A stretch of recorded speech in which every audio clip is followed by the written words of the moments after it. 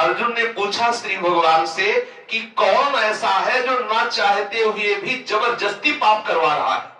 हम चाह नहीं रहे, लेकिन ना चाहते हुए भी जबरदस्ती जो अपराध करवा रहा है, पाप करवा रहा है। उन लोग कह देते कि हमें पता भी नहीं चलता हमसे ऐसा कैसे हो गया, हम चाहते नहीं थे फिर भी हो गया, हम जानते ये गलत हुआ लेकिन फिर भी हो गया, तो ये कौन है जो आपसे जबरदस्ती करवा रहा है। तो श्री भगवान ने कहा वो काम रूपी दुश्मन है, काम। इसी जन्म में परमानंद का अनुभव करना चाहते हैं तो इस नित्य वैरी काम को मारे। अब पता चला कि दुश्मन काम इसको मारना है, तो अब इसको मारा कैसे जा सकता है, ये रहता कहां है। दो बातें, दुश्मन तो समझ में आ गया कि अब हमारा परमानंद में निमग्न होने में बाधक शत्रु है काम, नित्य वैरिना है। अब इस नित्य वैरी काम को मारा कैसे जाए, और ये काम रहता कहां है। तो श्री भगवान कह रहे इंद्रियाणि मनोबुद्धि रस्याधिष्ठान मुच्यते एतैर्विमोहयत्येष ज्ञानमावृत्य देहिनम्। इंद्रियां, मन और बुद्धि इस काम के वासस्थान है। ये कामना इन इंद्रिय, मन और बुद्धि के द्वारा विवेक को ढककर देहाभिमानी मनुष्य को मोहित करती है। ये जो काम है कहां कहां रहता है, बोले इसके 5 स्थान है। एक है पदार्थों में, दूसरा है इंद्रियों में, तीसरा है मन में, चौथा है बुद्धि में और पांचवा है माने हुए अहम में। मैं स्त्री हूं, मैं पुरुष हूं, मैं करता हूं, मैं भोगता हूं। ये जो अंदर मैं स्फुरित होता है, क्रिया को स्वीकार करने वाला जो करता है, भोगों को स्वीकार करने वाला जो भोगता है, भोगता जीव नहीं है। अंतःकरण के अहम धर्म को स्वीकार करने के कारण वो जीव कहा गया है। यद्यपि वो कर्ता भोगता नहीं है, पर अविद्या के कारण वो अंतःकरण धर्म को अपने में स्वीकार कर लेता है, इसीलिए वो बंधन को प्राप्त हो गया है। पदार्थों में ध्यान देने का विषय, पदार्थों में, इंद्रियों में, मन में, बुद्धि में और माने हुए अहम में, इतनी जगह काम का वास बताया गया है। 5 स्थानों में देखने पर भी काम वास्तव में मुख्य स्थान उसका अहम है, माना हुआ अहम, उसी अहम में ये वास करता है। समस्त क्रियाएं शरीर, इंद्रियों, मन और बुद्धि से ही होती है। ये चारों कर्म करने के साधन है। यदि इनमें काम रहता है तो पारमार्थिक कर्म होने ही नहीं देता। मुख्यस्तु समस्त क्रिया शरीर से, इंद्रियों से, मन और बुद्धि से होती है। अगर मन, बुद्धि, शरीर और इंद्रियों में ही काम होता तो परमार्थिक क्रियाएं हो ही नहीं सकती थी, क्योंकि काम उनको आगे बढ़ने ही नहीं देता। मुख्यस्तु काम रहता है मैं में, अहम में। जो शरीर को मैं स्वीकार किए हुए हैं, जो अपने को भोक्ता मान रहे हैं, जो कर्ता मान रहे हैं, उसी में कामना होती है। अगर मुख्यस्तु अहम की शुद्धि हो जाए, अंतःकरण में जो अहम धर्म है वो निष्काम हो जाए, तो मति निष्काम हो जाएगी, मन निष्काम हो जाएगा, इंद्रियां निष्काम हो जाएंगी, किसी भी तरह की कोई हृदय में अशांति, दुख नहीं रहेगा। मुख्यस्तु अहम को सुधारना है। इसीलिए गोस्वामी तुलसीदास जी ने कहा बिगड़ी जन्म अनेक की अब वही सुधरे आज। मुख्य बात समझिए, और इसीलिए कहा कि बिगड़ी जन्म अनेक की अब ही सुधरे आज, अभी इसी क्षण सुधर सकती। क्या बोले, हो राम को जो तुमने अपने को शरीर का और संसार का मान रखा है, इसको अभी हटाओ। अभी आप अपने इष्ट को स्वीकार करो कि हे नाथ, जैसा भी मैं हूं आपका हूं। जैसे प्रभु कहते ममई वांसो, तू मेरा है, तो आप बोलो श्री कृष्ण मेरे हैं, मैं श्री कृष्ण का हूं। जगत में कामना ही एकमात्र बंधन है, दूसरा कोई बंधन नहीं है। बहुत सुंदर बात कह रहे काम बंधन में वही कम नान्यदस्ति है बंधनम। ये चाहिए, ये बात आते ही अंतःकरण में इतना क्लेश उत्पन्न हो जाएगा जो सहज आनंद स्वरूप है, ढक जाएगा। हमें ये चाहिए, हमें ऐसी स्थिति चाहिए, ऐसा पदार्थ चाहिए, ऐसा व्यक्ति चाहिए, ऐसा वातावरण चाहिए। जिसको कुछ चाहिए वो भी प्रभु की चाह से युक्त नहीं हुआ, जिसे प्रभु चाहिए उसे और कुछ नहीं चाहिए।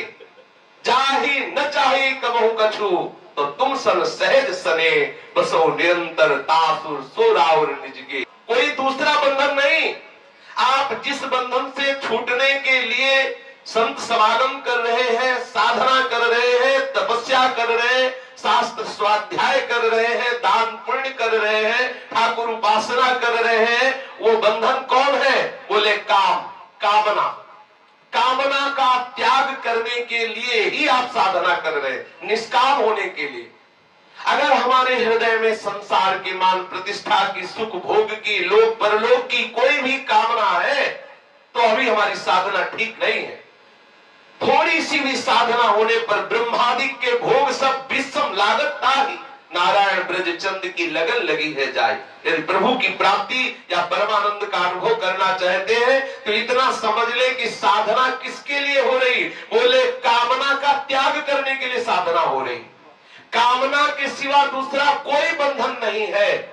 आप हृदय में देखिए कि आपके हृदय में कितनी कामना प्रकट हो रही।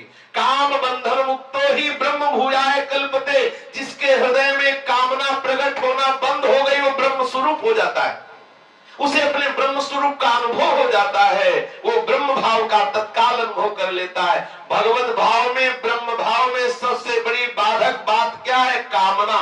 साधना किसके लिए हो रही? कामना के त्याग के लिए। तपस्या किसके लिए हो रही? इस कामना के त्याग के लिए। और हम सब कुछ कर रहे हैं कामना की पूर्ति के लिए। कोई न कोई लोक परलोक की, कोई न कोई प्रतिष्ठा मान की कामना। क्या साधना हो रही? क्या हो रही? ये जो इष्टापूर्त दान पुण्य, गौशाला और धर्मशाला, गौशाला, विद्यालय, जो भी औषधालय जो भी है, इन सब का एक ही फल है कि हमारी मति निष्काम हो जाए, चराचर जगत को भगवत स्वरूप समझ करके हमें सेवा करने का भाव हो जाए, सबको सुख पहुंचाना, सबको सेवा भाव से संतुष्ट करने का भाव हो, किसी से सुख लेने का भाव ना हो, कोई कामना हो। इन सब का यही फल है। कामा संजायते क्रोधा, और क्रोधा स्मृति विभ्रमा, और स्मृति भ्रंशा बुद्धिनाशो बुद्धिनाशात् प्रणश्यति। कामना से क्रोध, और कामात् क्रोधो विजायते, ऐसा काम से ही क्रोध का प्रादुर्भाव होता है। तो बोले काम से क्रोध तब प्रकट होता है जब कामना पूर्ण ना हो। लेकिन यदि कामना पूर्ण हो जाए तब तो बात बन जाएगी। भाई कामना ना पूर्ण होने पर ही तो क्रोध होता है। हमारी कामना अनुकूलता की, अनुकूल विषय ना मिला तो प्रतिकूल होने पर क्रोध आ गया। लेकिन यदि वो कामना पूर्ण हो जाती तब तो ये सिद्धांत लागू नहीं होगा ना। कामा संजायते क्रोधा, क्रोधा स्मृति विभ्रमा, स्मृति भ्रंशात् बुद्धिनाशो बुद्धिनाशात् प्रणश्यति। तो कह रहे कामना पूर्ण होने पर भी यही सिद्धांत है। क्या सिद्धांत? बोले रागात् कामः प्रभवति, कामान् लोभो विजायते, लोभात् भवति सम्मोहः, सम्मोहात् स्मृति विभ्रमा, और स्मृति भ्रंशात् बुद्धिनाशो बुद्धिनाशात् प्रणश्यति। दोनों भाव में कामना हमारे नाश का ही कारण है। कामना पूर्ति तो लोभ से नाश होगा, और कामना में बाधक तो क्रोध से नाश होगा। इसलिए इस महाघातक दुश्मन काम से हमें बचना है, कामना से हमें हटना है। कामना उत्पन्न होने पर सबसे पहले इंद्रियों से भोग भोगने की कामना होती है। पहले तो भोग पदार्थ मिलते नहीं, और मिल भी जाए तो सदैव पास रहते नहीं, इसलिए उन्हें किसी तरह प्राप्त करने के लिए वो मन में तरह तरह की कामनाएं करता है। बुद्धि में उन्हें प्राप्त करने के लिए तरह तरह के उपाय सोचता है। इस प्रकार कामना पहले इंद्रियों को संयोगजन सुख के प्रलोभन में लगाती है। कामना प्रकट हुई, इंद्रियों में चंचलता हुई, और भोग जिस भाव की कामना है, जिस शब्द स्पर्श रूप रसगंध की कामना है, उसके लिए इंद्रियां चंचल हो गई, संयोगजन सुख के प्रलोभन में लग गई इंद्रियां। बोले गुलाब जामुन, आहा, बात आते ही रसेंद्री में पानी आ गया। अब बुद्धि निश्चय करने लगी कैसे मिले गुलाब जामुन। अब हलचल शुरू हो गई हृदय में। ऐसे ही जिस भी विषय की कामना होती है, उस विषय के भोगने के लिए इंद्रिय में जो चंचलता होती, कितना अशांति, कितना क्लेश, वो सुख का प्रलोभन देकर के कामनाओं से जलाती है। फिर इंद्रियां मन को अपनी ओर खींचती है, और उसके बाद इंद्रिय और मन मिलकर के बुद्धि को अपनी ओर खींचते हैं। फिर ये देहाभिमानी जीव जो अंतःकरण के अहम धर्म को स्वीकार करके अपने को कर्ता भोक्ता मान बैठा है, अपने को स्थूल शरीर, सूक्ष्म शरीर, कारण शरीर मान बैठा है, वो विषय ने इंद्री को खींचा, इंद्री ने मन को खींचा, इंद्री और मन मिलकर बुद्धि को खींचा और बुद्धि ने उस जीवात्मा को खींचकर पतन के गड्ढे में डाल दिया। ये दुर्दशा हमारी हो रही है कामना के कारण। जीव हर साधन करके स्वाप्निक संसार को ही पाना चाहता है, जहां सुख नहीं उसी दुखालय में जाना चाहता है। यही अंतःकरण की अपवित्रता का स्वरूप है कि वो कामना का त्याग नहीं करना चाहता, कामना का नाश नहीं करना चाहता, वो कामना करके अपना नाश करवाना चाहता है। यही आशीर्वाद मांगता है। आशीर्वाद दीजिए कि हमारे पुत्र हो, हमारे परिवार बढ़े, हमारे संपत्ति बढ़े। काहे के लिए? हम और दुर्गति को भोगे, अभी छके नहीं है और भोगे। ये समझ नहीं पा रहा, वो ये समझ रहा है कि बड़ी सुख सुविधा बढ़ रही संत महात्माओं की कृपा से। संतों की कृपा का लक्षण है अनंत परमात्मा स्वरूप में आपकी चित्त वृत्ति का लग जाना, ना कि संसार बढ़ना। जो आपको संसार बढ़ावे की तरफ ले जा रहे हो तो समझ लेना आपके ही भाई है, वो आपके ही हिसाब किताब वाले हैं। वो प्रभु के मार्ग के पथिक नहीं है। भेष कुछ भी हो, रूप कुछ भी हो, पद कितना भी बड़ा हो, चाहे जितनी ऊंचाई पर बैठे हो, उनकी सोच बहुत नीची है। श्री कृष्ण चरणारविंद में प्रेम प्रकट हो जाए, यही संत समागम का फल है, संतों के संग का फल है। ये संसार झूठा नजर आने लगे, ये संसार बंधन क्लेशदायक जो है वास्तविक अनुभव में आने लगे। इसलिए सावधान होकर देह के अभिमान से जो युक्त हम हो चुके हैं कि मैं पुरुष हूं, मैं स्त्री हूं, इस भाव को त्यागने की चेष्टा करें। ये कैसे त्यागा जाएगा? मैं न स्त्री हूं, न पुरुष हूं, न गृहस्थ हूं, न विरक्त हूं, मैं श्री जी का हूं।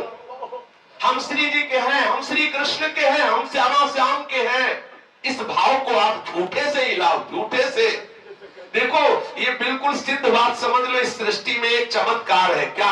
आप किसी से रोज बोलो मैं आपको प्यार करता हूं, आप देखो एक दिन आप जी नहीं पाओगे उसके बिना। झूठ से बोलो मैं आपसे प्यार करता हूं, आपसे प्यार करता हूं, एक दिन आएगा कि आप उसके बिना जी नहीं सकते। झूठे से इस सृष्टि में करके देखो। आपको रुचे ना, लेकिन आप कोई व्यसन जैसे करते हैं लोग, पहले नहीं रुचता फिर उसके बिना जी नहीं सकते। आप झूठे से बोलो हे प्रियालाल मैं आपका हूं, हे प्रियालाल मेरा कोई नहीं सिर्फ प्रियालाल। आप झूठे से बोलो, एक दिन जी नहीं पाओगे इनके बिना। आप कह के तो देखो, आपको लगता है केवल कहने से हो जाएगा, हो जाएगा केवल कहने से। आप कहना तो शुरू करें। वाणी तो समर्पित हुई, कहने से क्या हुआ? वाणी समर्पित हुई। मैं श्यामा श्याम का हूं, श्यामा श्याम के सिवा मेरा कोई नहीं है। ऐसा यदि आप बोलते रहोगे तो आपके अहम धर्म में इसका प्रभाव पड़ेगा जाके। ये अहम धर्म से ही बना हुआ ये जीव है। मैं स्त्री हूं, मैं पुरुष हूं, मैं करता हूं, मैं भोगता हूं, इसी राग में बंधा हुआ, इसी जड़ता से अपना संबंध माने हुए नाना प्रकार के दुख भोग रहा है। इसलिए उठो और इस काम रूपी दुश्मन को मारो। शेष चर्चा की। श्री राधा वल्लभ लाल।